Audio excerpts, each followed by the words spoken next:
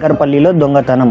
హైదరాబాద్కు చెందిన రాకేష్ అగర్వాల్ తన వ్యాపార లావాదేవీలకు సంబంధించిన 40 లక్షల రూపాయలను వికారాబాద్ వెళ్లి తన యొక్క కస్టమర్ల దగ్గర నుంచి తీసుకురావాల్సిందిగా రాకేష్ అగర్వాల్ తన వద్ద పనిచేస్తున్న 2 వ్యక్తులకు మధ్యాహ్నం సుమారు 12:31 గంటల సమయంలో వికారాబాద్ నుంచి 40 లక్షల డబ్బును తీసుకొని రావాల్సిందిగా సాయిబాబా మరియు మణి వ్యక్తులను పంపారు.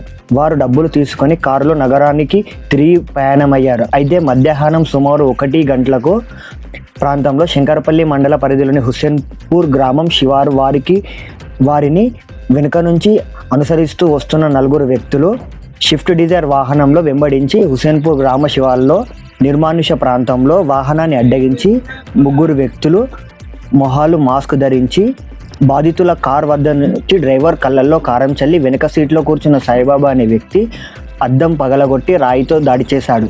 అతని తర్వాత డ్రైవర్ని కూడా గాయపరిచి 40 లక్షల రూపాయలు బ్యాగును రాబరీ చేసి తీసుకెళ్లారు. అయితే అలా పారిపోతున్న క్రమంలో 4 కిలోమీటర్లు దాటిన తర్వాత కొత్తపల్లి గ్రామ శివారులో నేరస్తుల కారు అదుపు తప్పి పక్కనే ఉన్న కల్వర్టును ఢీకొని బోల్తా పడింది. కారు బోల్తా పడిన శబ్దం రావడంతో చుట్టుపక్కల ఇళ్లలో ఉన్న ప్రజలు సంఘటన స్థలంలో గుమిగూడారు. దీంతో స్థానికులు పోలీసులకు సమాచారం అందించారు.